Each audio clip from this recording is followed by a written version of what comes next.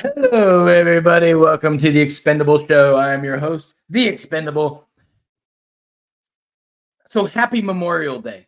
This is one of the most significant holidays for me. I love it. Um, Coming from a family full of military personnel, it's a big day for me to kind of look back and think about the sacrifices that not only my family members have made serving in the armed forces for this country, some of the ones that are currently still serving. Um, and for all of you out there who have loved ones or are someone serving, I have nothing but the utmost respect for you. And especially for those that gave the ultimate sacrifice for our country, there's no greater honor on this planet than to give your life for the freedoms that I have right now to speak on this microphone in front of an audience of people. I almost said crowd. There's not really a crowd. Now, Trump gets crowds. Okay. Trump gets crowds. Eric, don't get crowds. The Expendable Show, don't get crowds. We get few people. We're like more like a Biden, we get like Biden crowds. So that's the difference. I should get Trump crowds. I want everybody to watch my show. For one, because I keeps it real. For two, because I tell you the truth. So I do spend probably an immense amount of my life researching things for mostly no apparent reason. So then I was like, well, maybe I should have a podcast. So then it won't be for no apparent reason. Then I can tell other people about all the nerdy shit that I learn throughout the course of the week. So thank you for tuning in, some of my followers and subscribers. For those of you who enjoy the show, please like, subscribe, hit ding the bell, baby. Come on. Right, you guys keep following me and watching me. I get more and more every week. Pretty soon I'm gonna make some merch. I'll get some merch. You know how it goes. I won't be like Mr. Beach or Mr. Beast or whatever his name is. Dude just giving away money for no reason. But so happy Memorial Day to everyone. I have been outside pretty much. I built, me and some guys, we built a deck at my house. So I've been outside, and then I was outside all day today, sitting on my deck with my dog, listening to country music, thinking about how great this country is, that I get to sit on my deck, look at the woods behind my house, get in my swimming pool whenever I feel like it. All because of the United States military, when you really think about the grand scheme of things. So news this week. So they shot down the border bill. Knew that was going to happen. I've read the border bill. It is so the new version of the border bill, which they say is the same version as the other border bill. They just took out the Ukraine and all the other extra stuff because they already passed it. And all that's left is the border money that should have been the first round of money that went through. But you know how Congress goes. We got to serve the rest of the world before we serve Americans. So pretty much the Republicans all shot down the border bill. Whatever. I can give two shits about the border bill right now. I mean, I care about it, but this specific bill is not a bad bill. However, it's a political tool. They knew it was going to get shot down. It's too close to the election. Trump's border plan is better than this bill anyway. So I'm not gonna, throw all my marbles onto this bill when Trump's leading at all the polls. He's on his way to win the White House. Let him do the border how he wants to do it, instead of them using it as a political tool. They've had plenty of opportunities to pass border bills that were just fine and dandy, with the House bill and the Senate bill, and pork barrels and earmarks and Christmas time. It's all stupid. They're playing political games right now. When in fact, Biden could use executive order and shut that border down right now. So keep talking. But people who know the truth know that Biden can shut the border down. It doesn't take an act of Congress to shut the border down. It takes a president with some cojones. So, border bill got shot down. Everybody's going, oh, the Republicans really don't care about the border. Whatever. So we're going through all of the speeches. Trump had a huge rally in the Bronx that liberal media is trying to downplay that he paid people to come in.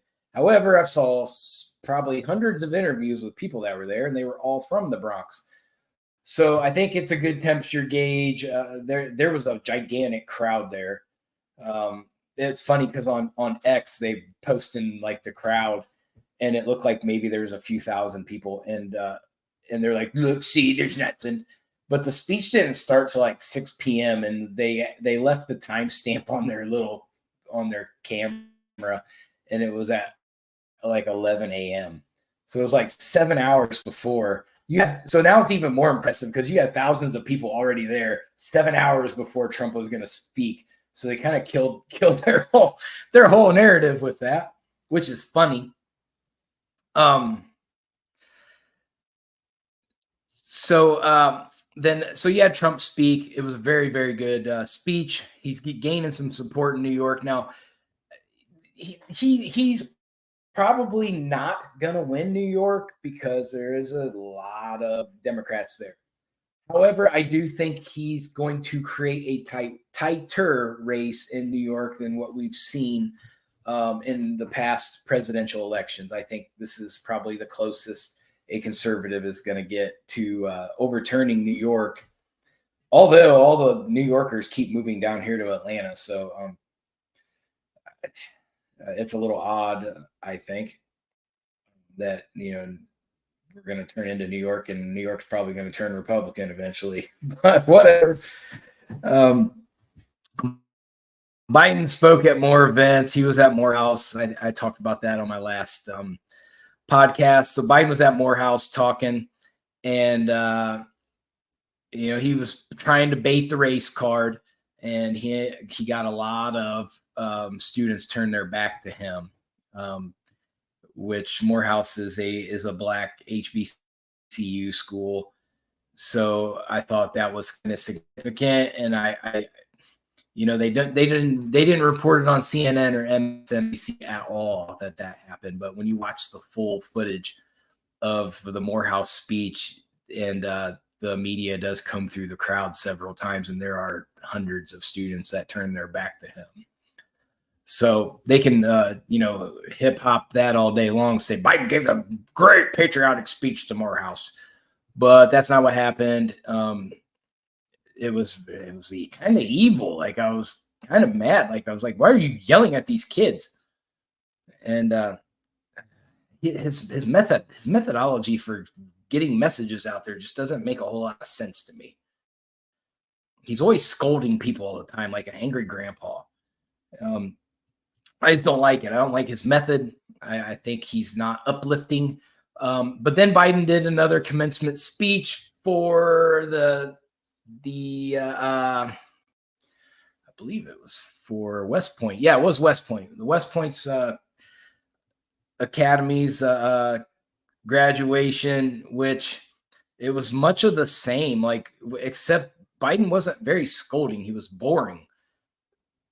I have an issue with that because I've been around, and I was here for the first Gulf War. I remember the Gulf War significantly. My dad religiously watched the news for updates of what was going on in the Gulf War.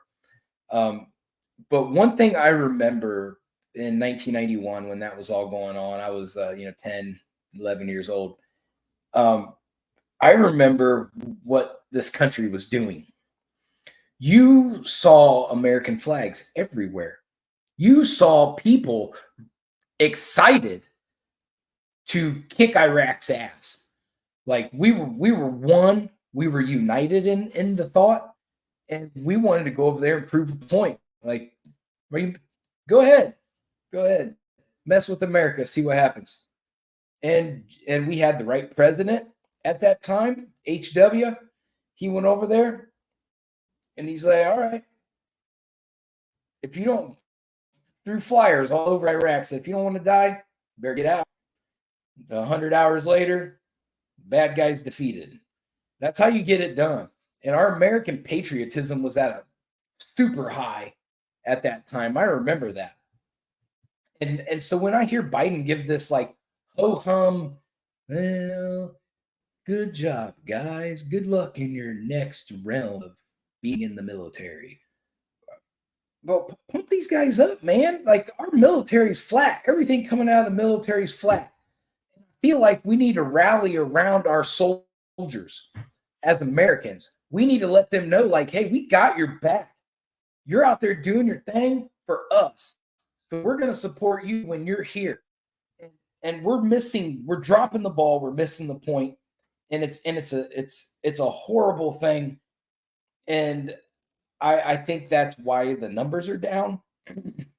And all the extracurricular crap they're trying to do in the military with the wokeness and the DEI and all that. Like, look, bro, they're soldiers. We need to stop preparing them to be nice to society and prepare them to do nasty, ugly things to other countries when war happens. Because you know what Russia's doing? They're hardening their soldiers. You know what China's doing? They're hardening their soldiers. You know what North Korea's doing? Bro, they got ninjas out there doing demonstrations of breaking stuff like, and we're out here watching DEI videos. Like, come on, man. Our military is supposed to be the biggest and baddest.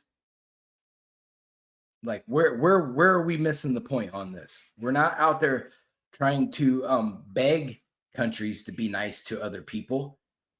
We got to beat them into submission sometimes. And we got to drop some bows on them. And we're not doing it. We need to pump these kids up. They need our support, and they're not getting it right now because our president doesn't support them. He has yet to be held accountable for 13 dead soldiers in the failed Afghan withdrawal. Failed. No one's been held accountable. Joe Biden has never admitted fault. He keeps blaming Donald Trump. At first, he was like, it was a massive success. Not a success. When 13 soldiers die, not a success. When civilians die, not a success. So you can't get on TV and look America in the eye and say, this was a great success, mission accomplished. No, we're extracting people on emergency status from rooftop buildings like Vietnam. We're leaving soldiers behind. We're leaving civilians behind. We're leaving people behind. It was a disaster. And then you look at what we have going on over in Israel. We still have Americans being held hostage by Hamas. Is Biden going to talk about that? Are we going to have a conversation about that, Joe? Because I haven't seen an update on that lately. Are you even worried about that? Or are you too worried about spreading hate speech all day? Like, we have people overseas in danger, and you're doing nothing. And this is why I can't vote for you. Is because I don't want one of my kids to join the armed forces overseas and you abandon them. As a father, I will lose my mind. I want my kid back. And I'm sure that these parents are saying the same thing. What are you doing? I want my kid back. What are you doing? Take responsibility for the 13 dead soldiers in the Afghan withdrawal. Like, this is not hard. Show some respect. Show some sympathy. Like, we're the United States of America. We're supposed to honor our soldiers, honor our fallen soldiers.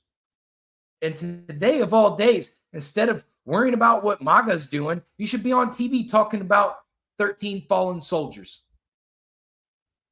How they gave the greatest sacrifice, the greatest honor that you can be as a soldier, to give your life for the freedom, for me to sit here and talk on this microphone, for me to sit here and do what I want to do.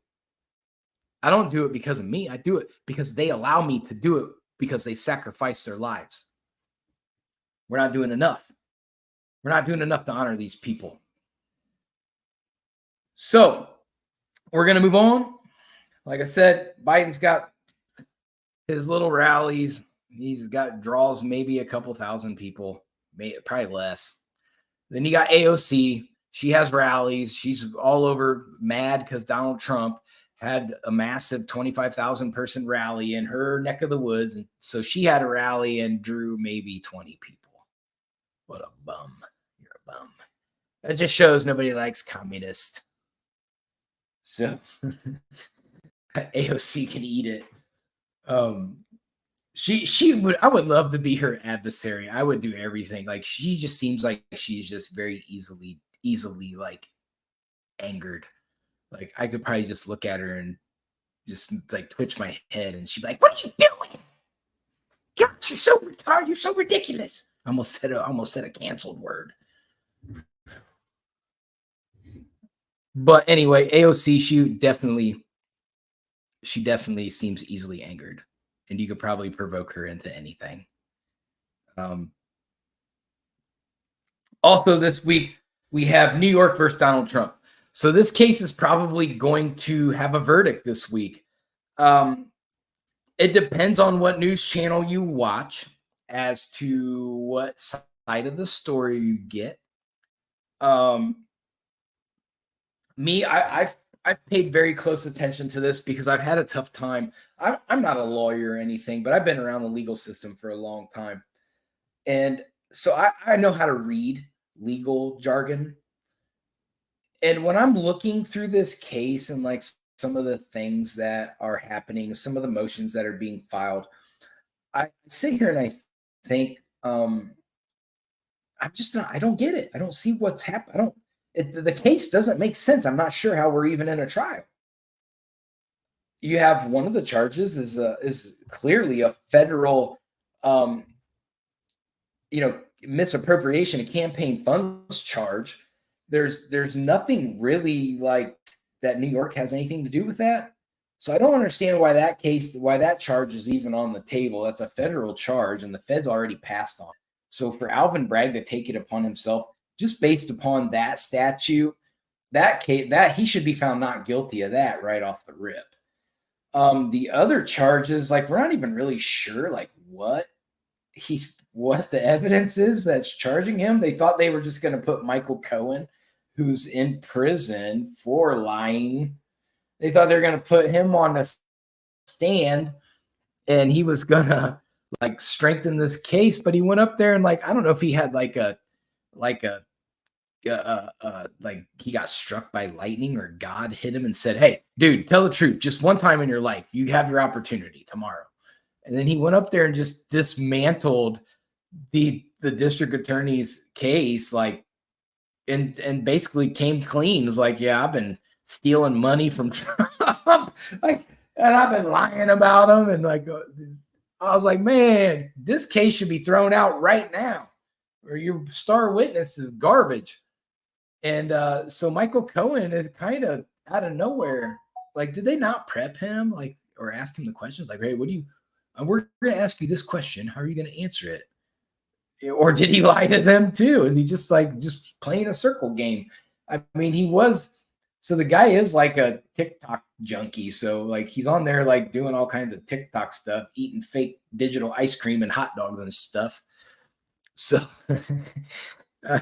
but he definitely screwed that case up. But for some reason, like CNN and them, I mean, I get it. So this case is in a heavy Democrat stronghold, and it's in New York, and so the jury's probably dominantly Democrat, like heavy Trump hating Democrats.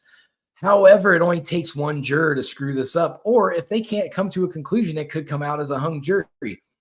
It seems like a hung jury would probably be the most likely. I don't feel like, considering the lack of evidence, that I'm just not seeing the evidence. I really don't see the evidence. It's not like a murder case where you have a gun, you have DNA, you have forensics, you have all these things that help you kind of piece together this story of this crime. You don't have that in this case.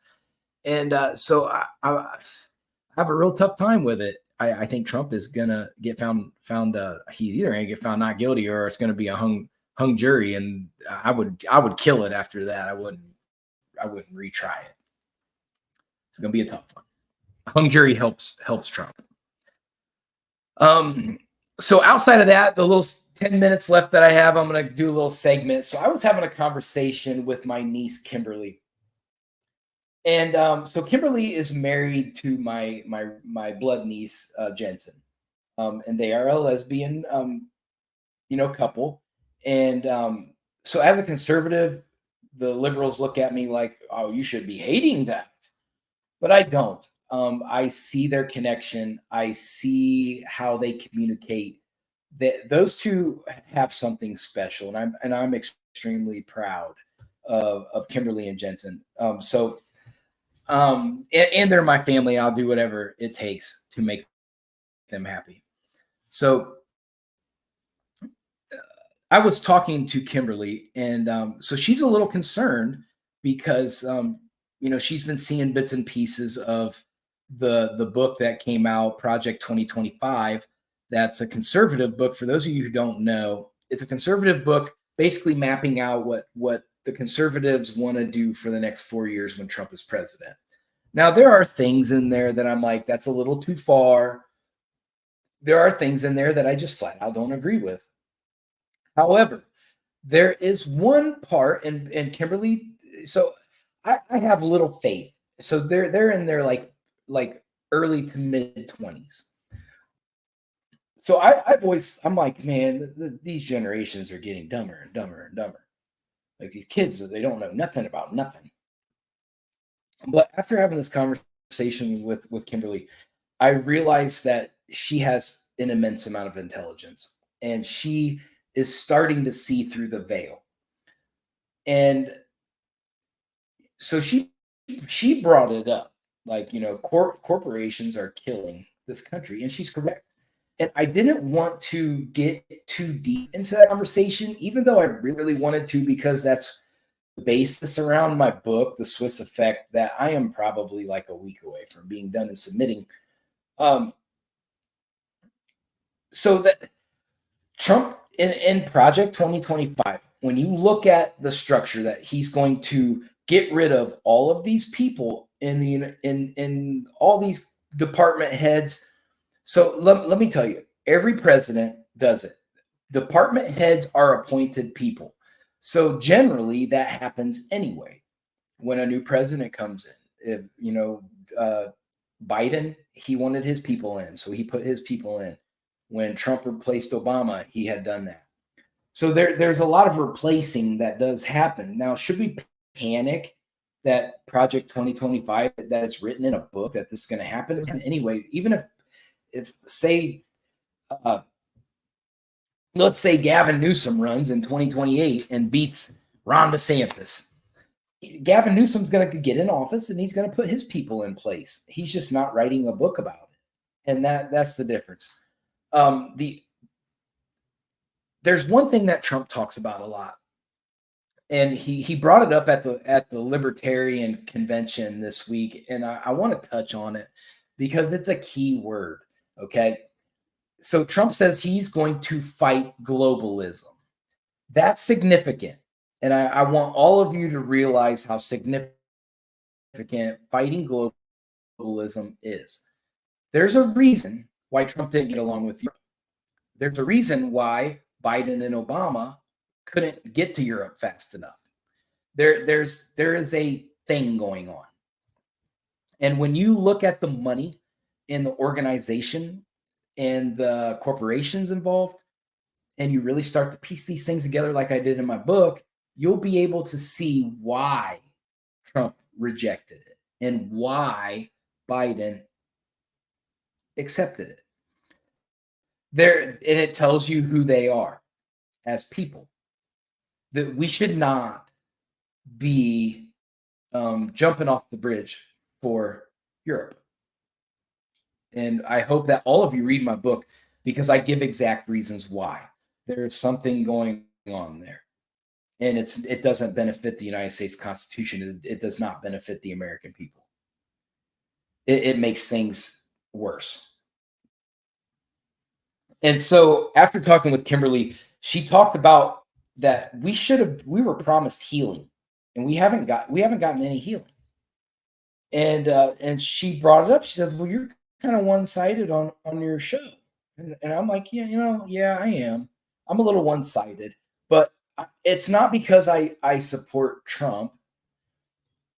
It's that I don't support Europe, and I don't want any part of that. And if we elect Biden for another 4 years, we will be further into that Black Widow's nest, and it's time to back out of that. We Europe's not our daddy, but they want to be. They are trying really hard to puppeteer us. And so as immigration's a problem, um, Hamas is a problem, China's a problem, Russia's a problem. My number one problem on my list is the United Nations. I do not like the United Nations. So, Kimberly, when you look into these things and you see these things on TikTok, question them. Don't take them as face value because there's propaganda everywhere. Like some of the LGBTQ information that you had forwarded to you was in the book, but it was snippets for other parts of the book that wasn't being interpreted to what they wanted you to interpret it as. Trump is not, the conservative movement is not going to attack gay and lesbian marriages. If for some reason that changes, that I will have a problem with that. I think that love is love. And I think that as we evolve, that we should accept those kinds of things. I can't speak on behalf of the church. I know some churches are laxing on that. The Catholic Church has said that they will honor that now. So that is starting to go towards your favor, Kimberly. But you are absolutely correct on corporate influence. We cannot have healing. The answer to your question is we cannot have healing until we address the massive influence of corporations. And I didn't realize how big the influence was until I started looking into it. And then I was like, holy shit. This is of astronomical proportions.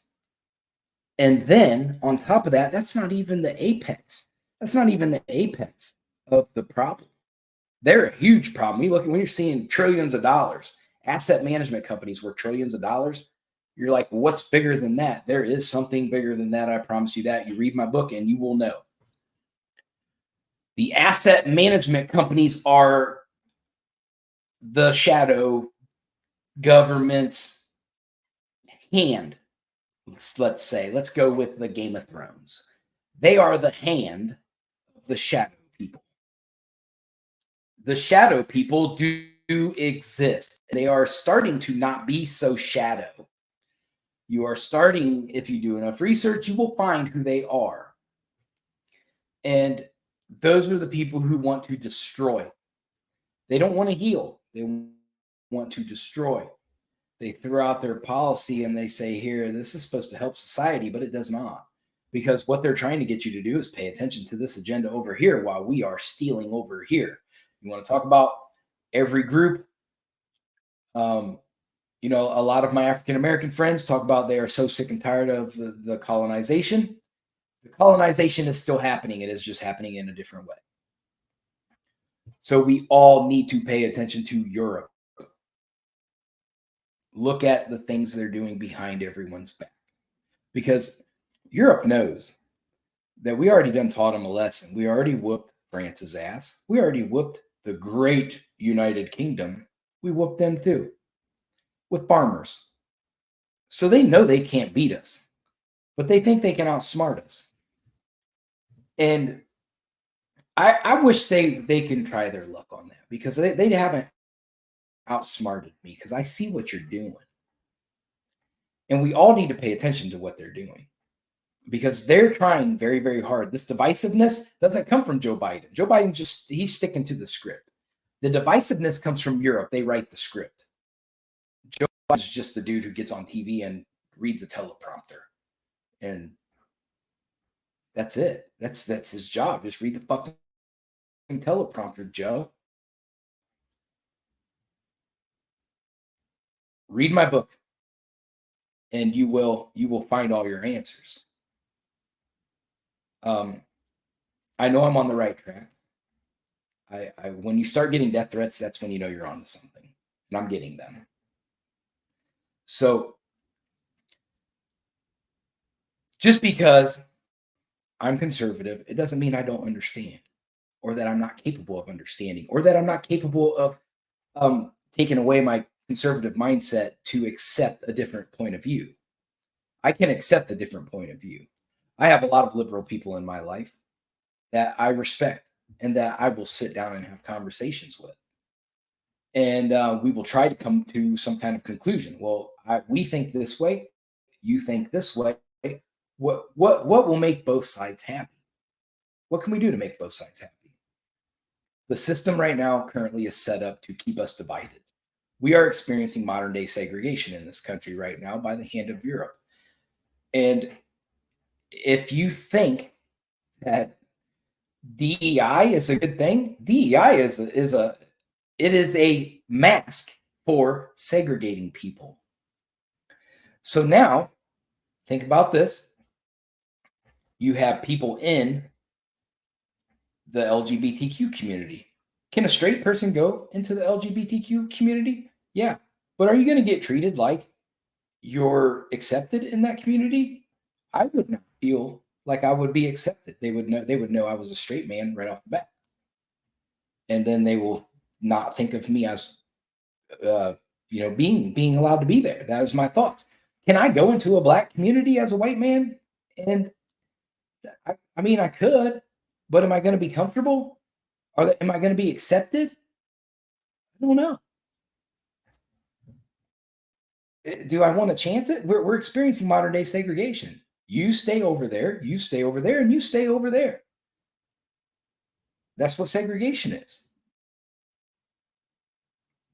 Blacks, you only get to use that drinking fountain. Whites, you only get to use that drinking fountain. We're in the same situation. There's just more groups involved now. So think about that, people. They don't want us to be the United States of America. Divided, we fall. And they're winning, and we are falling. Is it too late? No, because I believe that the American people are bigger and badder than anything this world has ever seen. Do I think that under certain pressures, the United States will prevail? I do. But it's going to take all of us. Not 70% of us. Not 80% of us. It takes all of us. Europe's our enemy. Believe me, don't believe me, read my book. You'll find out. So that is my show for the week. So I will be back on Wednesday. Everybody be safe out there. Don't drink and drive, please. Watch your children. Stay safe. And everybody just have a nice, peaceful, Memorial Day. Enjoy the day. Get some sunshine. And I'm about to go jump in the pool. All right. I'll see y'all on Wednesday. Peace.